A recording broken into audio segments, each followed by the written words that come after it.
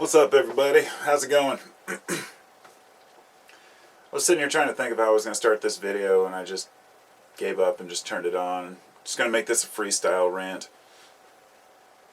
You know, I'm not even sure how to address it. You know, there's so many different subjects in my head, but generally they're along the lines of the darkness of life. I finished with my work day, and got done the things I needed to get done, and throughout the day I've been thinking about these things. I just sat down and actually, then I realized my friend had left a Black Butte Porter in my fridge, so I thought I'll have a beer and a vape and talk about darkness. You know, I've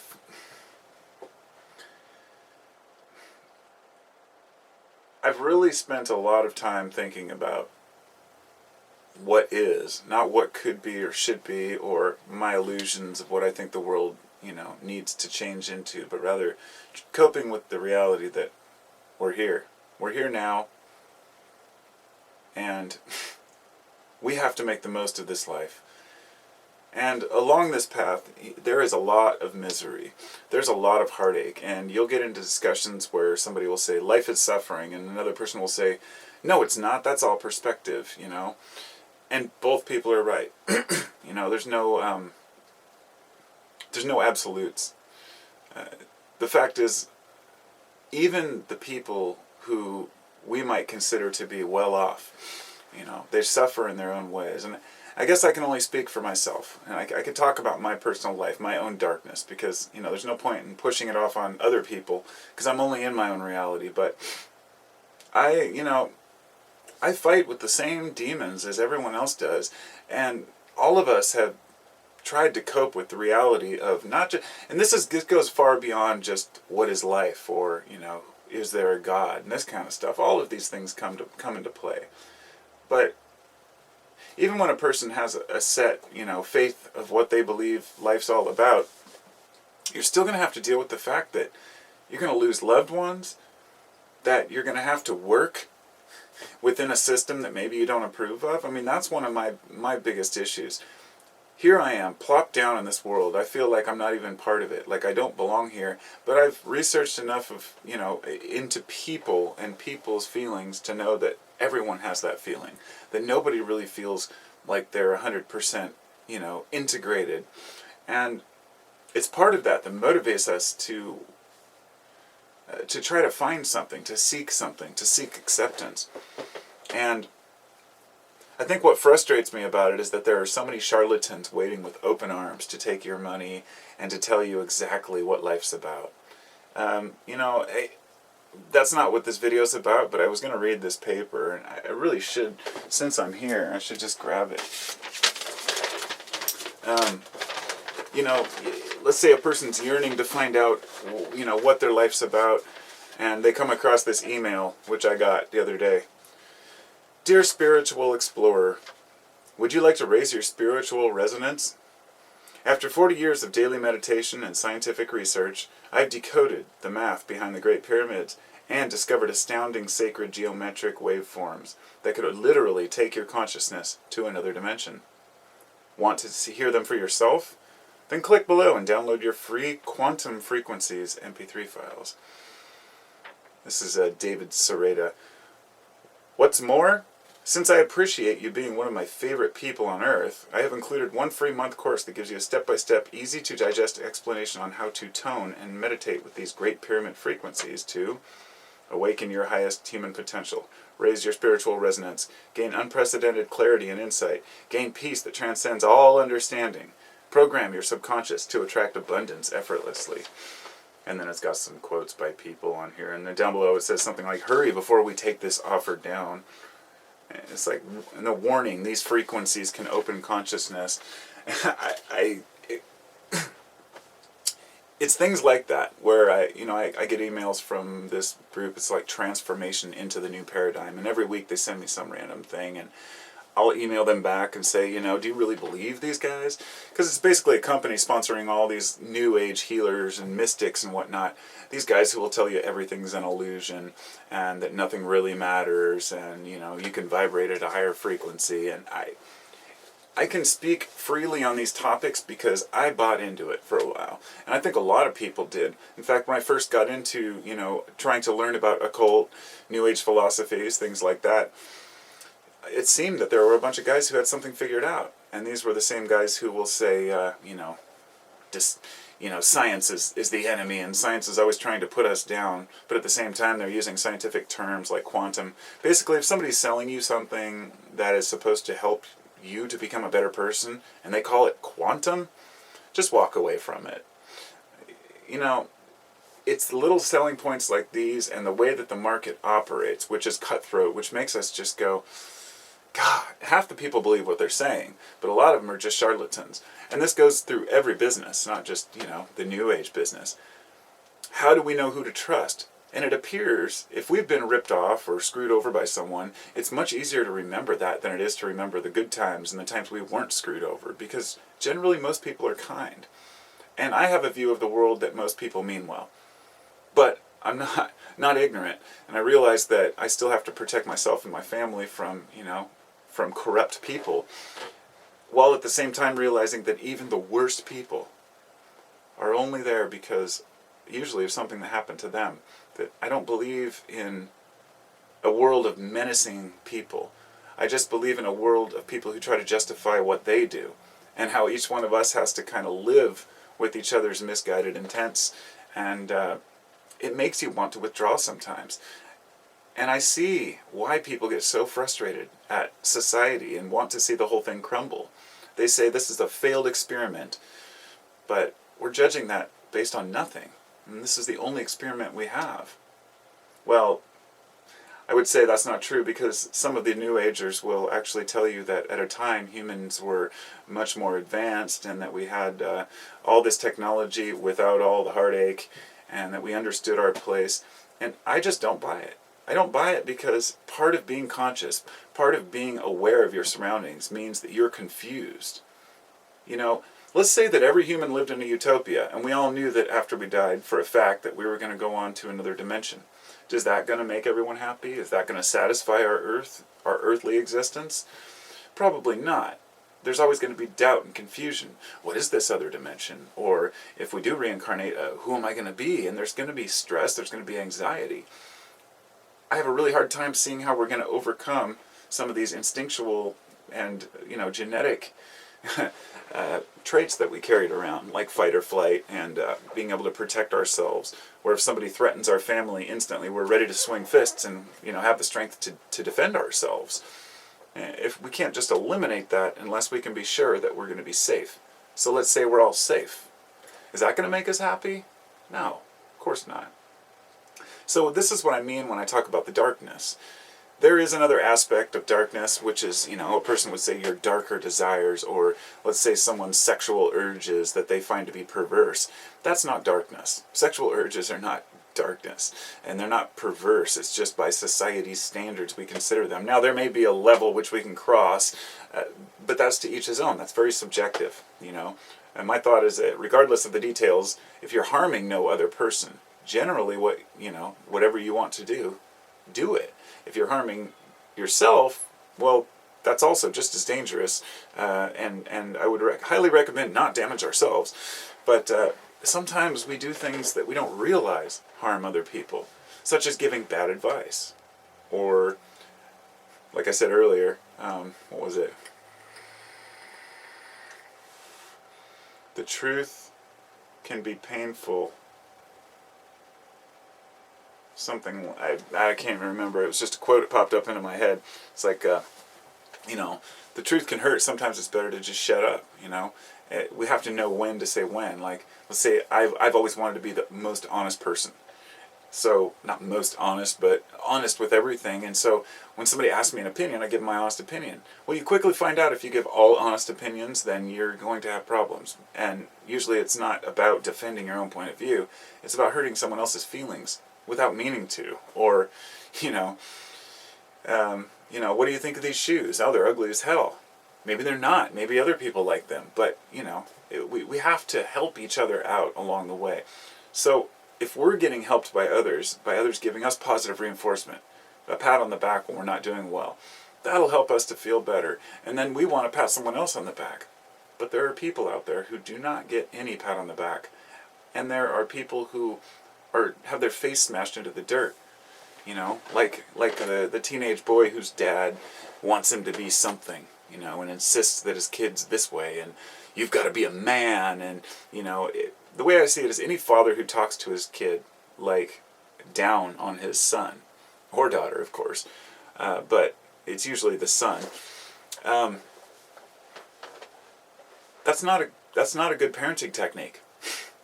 It's not one that's going to bring the kid any more, discipline to scream at him and call him a shitbag and tell him he's worthless. Never tell your children they're worthless. Never tell your kids they won't amount to anything. But parents do it every single day, mothers and fathers. And there are some really shitty parents out there.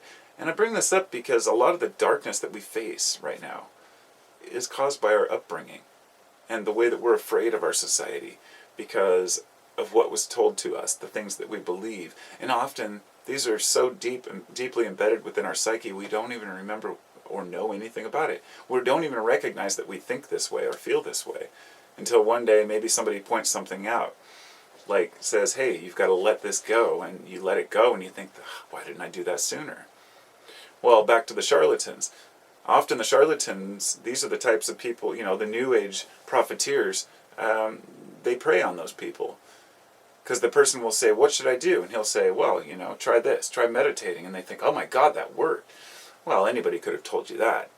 But if one person tells us something, for some reason we hang on to that person, grab their coat and ride along with them and say, please, please, please, teach me more, teach me more. And this is how gurus become arrogant pricks.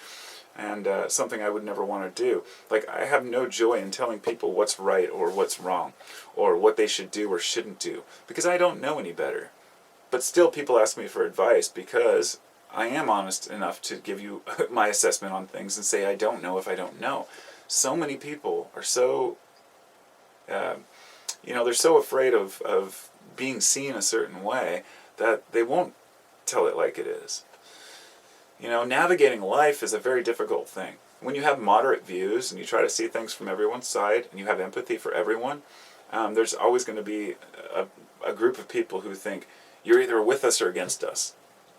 And I would rather just be on my own. I'd rather be against and remain neutral or have someone think I'm against them than buy into someone else's philosophy. This is why, my idea about right and left brain is the same as in politics. That politics, rather our structure, even in this country or in many countries, there's always two opposing sides, two main parties. That's because we have a creative side and a rational side in our brains. Coincidentally enough, you find that many people who are actually, let's say, liberal-minded tend to be more creative types, and people who are conservative-minded tend to be more organized and get things done.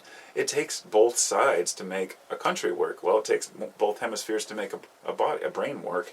Not necessarily. I mean, that's a whole different subject, but you get what I'm getting at. It's not just about dualism. It's about seeing that there really are multiple sides to each issue and that you can see things from more than one angle. And I think we get into trouble when we either ignore all of it and say, well, nobody knows anything. Screw it. I don't want to know anything. We get in trouble there, but we also get in trouble when we say, I'm going to pick and choose what I think is right. And even though I'm not sure about it, I'm going to promote this as if it's the fact, gospel. There's a lot of that shit out there.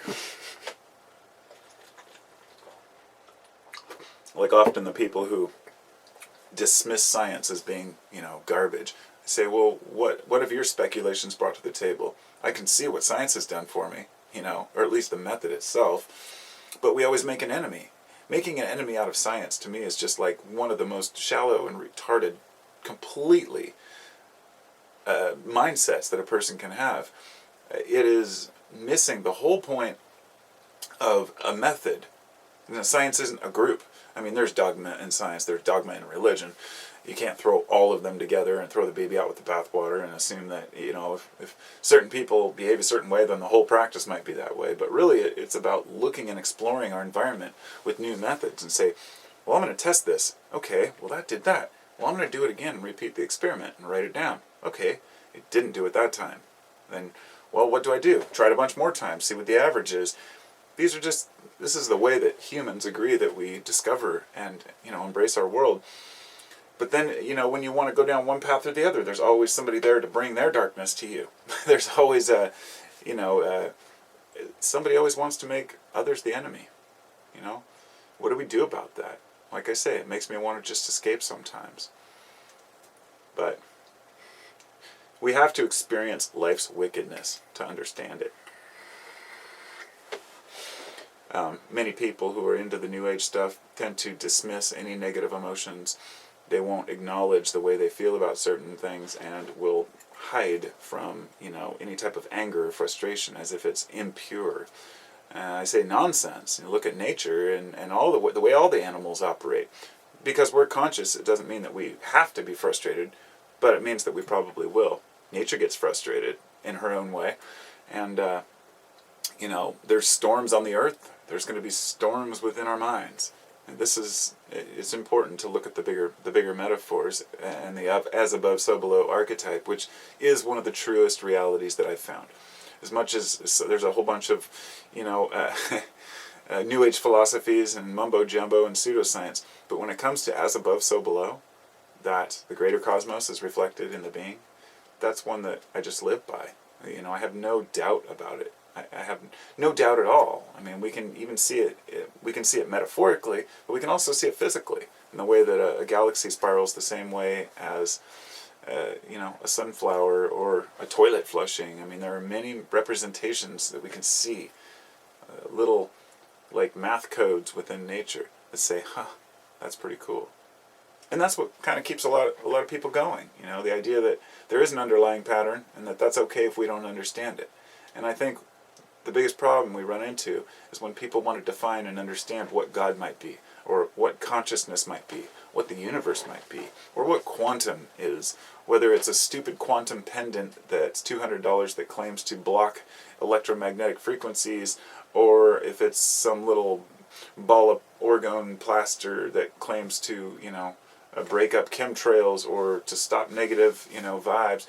And I'm not here to dismiss all of the people who believe in these things. In fact, I enjoy burning incense and chanting and in my own way, meditating. I don't have any doubt that these things can be beneficial. I was going to light a stick of incense, actually. I was thinking about this because I think this is a perfect example. This little paper that I remember is in here came with this thing. And I think this might kind of make my point a little bit of where I'm coming from, or at least define a little bit of what I'm talking about. That when we have to have faith in certain things, like, I'll just read it and I'll talk about it. Purification incense. These all go to the Tibetan monks and help their, I'm not sure where the money goes, but purification incense. All ingredients are blessed, with one additional ingredient being the object of a 9-day blessing ceremony for 12 hours a day by 150 monks. After the 9-day blessing, it is placed in a Dharma protector room to be blessed once a day for an entire year by Tagdans, or yogi meditation masters. So it goes on to explain about the unions and whatnot. So, all these guys meditate over this incense, and a person I use that as an example because a person who is like Western-minded, scientific-minded might look at that and say, so what? That's not going to change it at all. Blessing or praying over something, how is that going to actually change it? Then there are the people who believe that, by merely saying one good thing, you can totally alter something, that everything's illusion and that we manifest our realities, and somewhere in between is the truth. I believe that when we pray or put our intentions into things, that it does affect our environment. but not in the way that we assume it does, and not in a large enough way. I believe that there's something behind it. I believe that the collective consciousness is far more intelligent than we give credit for, and the collective of people can all move towards a better future. We can evolve ourselves, and God damn it, we have our own future in our hands right now. We have the choice to evolve. I can see how in 1 generation, 2 generations, we could completely turn this motherfucker around. We could completely change the way that we operate within this world by giving each other enough space. But we haven't been able to get over our own xenophobia, and more than that, things are picking up steam too fast. It's chaos. The room is messy. There's a lot going on. There's a lot of companies pumping oil from others' land, and looting the ground and destroying land for stupid little diamonds just so you can put them in a ring, and some rich American bitch can spend 30 grand on a fancy diamond ring. It's preposterous. Our consumerism has just annihilated any chance of us having faith that we can be better people. But I see it happening. I see that more people are abandoning materialism. The digital realm, the internet world, it's brought with it a lot of chaos. But I see it as it's birth pangs, okay? We're all learning all these things at once, and our heads are exploding. But at the same time, we're starting to learn how to, consume these things and properly feed them to our children. And hopefully they'll feed them properly to their children, Instead of raising your kid and telling him what God means, or raising your kid and completely ignoring the subject. Talk about it, Instead of, and the same thing with sex, drugs, rock and roll, all this stuff that people want to leave out, the birds and the bees. Why is that even an issue? Why is talking to your kid about sex such a big issue? I mean, these are human beings that are going to grow up, and they're going to have sex, and they're going to have children, I mean, my 8-year-old knew what sex was just from watching, SciShow and scientific and health thing. He was really into the anatomy. He's got the whole, the human body book with all the details. You can't hide a penis in a vagina, but what that is, it shows a reflection of our fear of something that we consider to be sacred. And this goes into the religions, which you can really, instead of just dismissing it, look back and say, why are we so scared of these things? It's really interesting to look at the human psychology and ask ourselves, why are we the way we are? Why are some things off limit or taboo in certain cultures but not in others? And I'll tell you, as much as I'm here saying, I'm dismissing, say, a lot of these New Agers, because I believe most of them are bullshit. I believe most, if not all, of the channelers who claim to channel, entities, people like Bashar, I think they're all bullshit. Do I believe they're all lying? No. But I believe that they're all bullshit. Nothing they've said that I've ever heard has permeated beyond what the subconscious already knows. I haven't learned anything new from any of these people. They haven't come out with this is how you can solve your energy problem, or this is how you can actually improve yourself, other than things we've always known. And that's a scary proposition, but it's also, I guess it's sad because I know that there's desperate people who fall for these things. They really want to hear some hope. And there's probably somebody out there listening to this who believes Bashar or one of them, and I don't blame you, because I believed a lot of people I used to listen to, even David Wilcock. I used to listen to him. I remember years ago I was really into it until before the 2012 thing, when so many people claimed, this shit was going to go down. In 2010 and 11 I was really in the spiritual quest. And then I realized it's not happiness. It's not what we're really after. It took a lot of philosophy for me to say I want to be a rational skeptic, but also to be able to embrace things like seeing signs, epiphanies, seeing numbers that seem to imply something, or getting a vibe. I don't want to ignore my intuition. I don't want to ignore my instincts. I don't want to ignore and miss something that's important, because I do believe the universe speaks to us. But if we start looking for signs to direct us of what to do, then we're never going to take action for our own lives. It's we worship the people who tell us what we want to hear. That's like I said, being moderate doesn't pay. But if we tell people what they want to hear, they will worship and donate, and this is how these pastors become so powerful, if it's either it's an angry God or it's a happy God,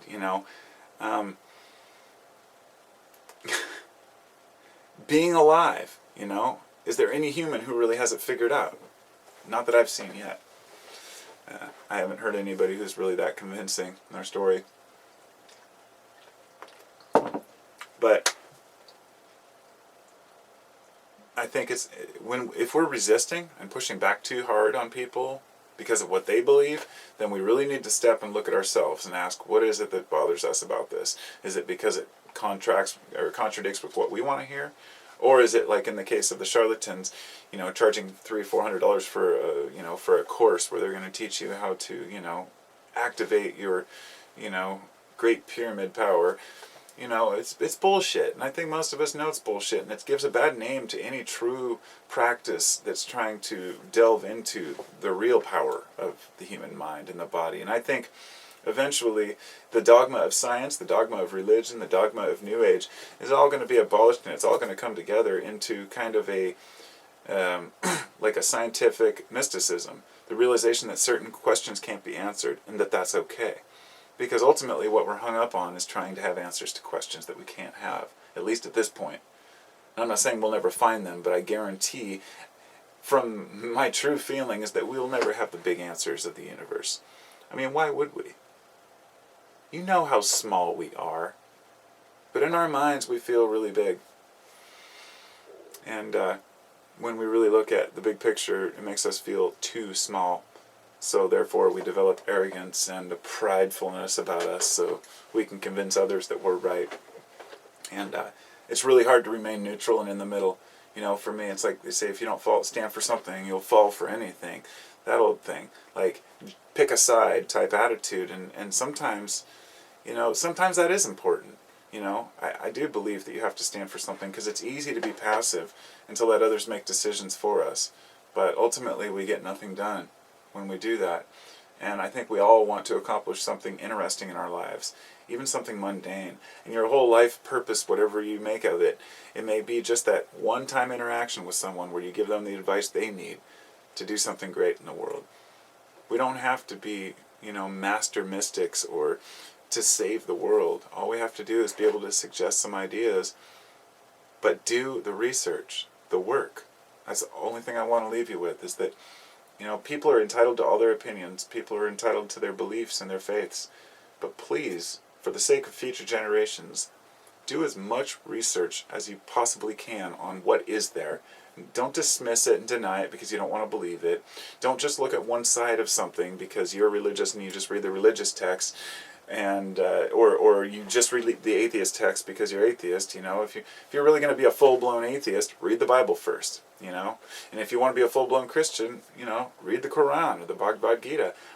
Educate yourself on everything, because there is nothing that is off limits. Nothing is taboo when it comes to research, especially about humans. And I can't express how crucial that is in my mind, anyway. How crucial it is to have all angles. There's some great speakers out there right now doing lectures and professors and teachers and whatnot. Every one of them that I come across is missing some major component, which is usually either balance or understanding. An academic might have wonderful ideas about the social construct and the way that he believes it is and how to improve it, but not understand the underlying need to know what motivates you first.